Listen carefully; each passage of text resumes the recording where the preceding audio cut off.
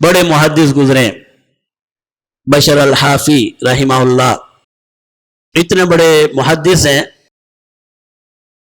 اور عبداللہ بن مبارک کے شاگرد ہیں رحمہ اللہ کے، اور اللہ کے نیک بندے ہیں۔ ان کے فضائل میں آپ کو سناؤں تو آپ کہیں گے اس سے بڑا نیک، اور واقعی اللہ نے انہیں عطا فرمایا۔ جب ان کا انتقال ہوا تو علماء نے ان کے بارے میں کہا کہ آج اس دنیا سے علم اور حلم کا جنازہ چلا گیا، علم کا جنازہ چلا گیا، علم اس دنیا سے رخصت ہو گیا۔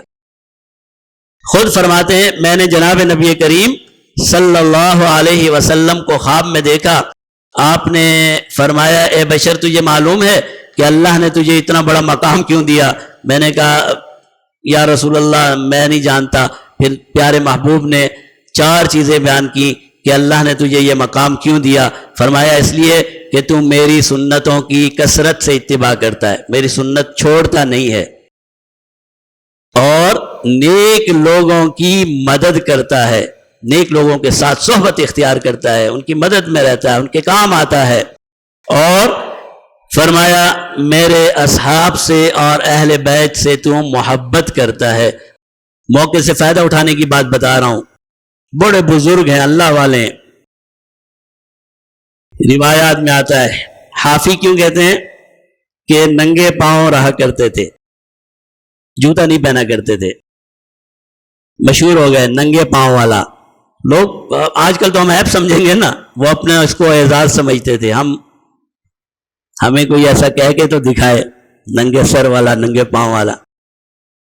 اتنے مشہور ہو گئے، ایک آدمی کے گھر گئے تو اس کی چھوٹی سی بچی غلام یا ان کی بچی نکلی، اس نے بھائی کون؟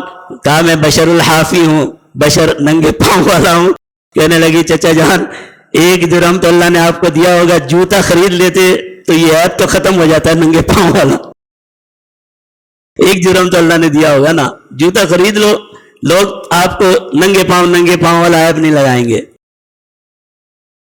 کیوں ننگے پاؤں رہتے تھے؟ کہتے ہیں اس لیے کہ اللہ سے جب میں نے صلح کی اور توبہ کی میں ننگے پاؤں تھا، اور میں اب اس غنیمت، اس موقع کو بھولنا نہیں چاہتا، جس حالت میں تھا اسی حالت میں رہوں گا۔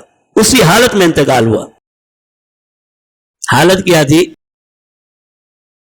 گھر میں رقص اور سرور کی محفل ہو رہی تھی، رقاصائیں بلائی ہوئی تھی۔ کس نے؟ جو بعد میں محدث ہے، جو بعد میں اللہ والا ہے۔ رقص اور سرور کی محفل میں ایک اللہ والے گزر رہے تھے، جب رقص اور سرور کی محفل کی آواز سنی تو دروازہ کھٹکھٹا دیا۔ ان کی باندی باہر نکلی، بولا بھائی یہ بتاؤ اس گھر کا مالک آزاد ہے یا غلام ہے؟ تو باندی نے کہا الحمدللہ آزاد ہے۔ اور بزرگ نے کہا مجھے بھی لگتا ہے کہ آزاد ہے، اگر غلام ہوتا تو اس طرح کے کام نہ کرتا۔ عجیب جملہ ہے، کیا مجھے بھی لگتا ہے کہ آزاد ہے، اگر غلام ہوتا پھر تو اس کی حالت ہی اور ہوتی۔ روایات میں ہے، ایک اور روایت بھی ہے کیسے وہ دین کی طرف آئے، مگر میں آپ کو یہ روایت بتا رہا ہوں گناہ چھوڑنے کی۔ دیکھیں اللہ نے موقع دیا نا، لَإِن شَكَرْتُمْ لَأَزِيدَنَّكُمْ، اگر شکر اختیار کرو گے، موقع سے فائدہ اٹھاؤ گے، دوسرا، تیسرا، چوتھا، 5واں موقع ملتا چلا جائے گا۔ اور اگر یہاں سے سنا اور یہاں سے ہماری طرح نکال دیا، پڑے رہو پھر غفلت میں، پھر کیا ہے؟ دنیا ہے اور تم ہو۔ باندی نے آ کر بتایا کہ بھئی یہ معاملہ ہوا، فوراً پیچھے نکلے، جوتا بھی نہیں پہنا، بھاگتے ہوئے گلی میں گئے۔ وہ بزرگ آگے جا رہے تھے، بعض روایت میں نام بھی ہے، جا کے پکڑ لیا اور کہا کہ بھئی آپ نے میرا دروازہ کھٹکھٹایا۔ جی میں نے کھٹکھٹایا۔ کیا کہا؟ میں نے پوچھا بھئی غلام ہے کہ آزاد ہے؟ باندی نے کہا آزاد ہے۔ میں نے کہا لگتا بھی یہی ہے کہ آزاد ہے، غلام ہوتا تو اس طرح نہیں کرتا۔ بس یہ بات جو دل کو لگی وہیں مٹی اٹھائی اور سر پہ ڈالی اور اللہ سے توبہ اور استغفار کی۔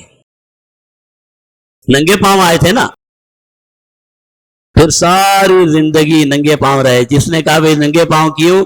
کہتے ہیں جب میں نے اپنے رب سے، بھاگا ہوا غلام تھا، جب میں نے اپنے رب سے صلح کی تو میں ننگے پاؤں تھا، بس اسی کی یاد میں اب ننگے پاؤں اس دنیا سے چلے گئے. لئن شکرتم لازیدنکم. ہر انسان کو موقع ملتا ہے, آپ کو اور مجھے بھی ملتا ہے. مسئلہ یہ ہے کہ فائدہ کس نے اٹھایا ہے. تو پھر وہ بشر بن حافی وہ محدث بنتے ہیں جو جناب نبی کریم صلی اللہ علیہ وسلم کی احادیث کو بیان کرتے ہیں, اپنے وقت کے ولی بنتے ہیں, اور وہ انسان بنتے ہیں کہ جس کے لیے جناب نبی کریم صلی اللہ علیہ وسلم خواب میں آ کر انہیں ان کی بشارت سناتے ہیں. تو یہ ہوتا ہے موقع سے فائدہ اٹھانا.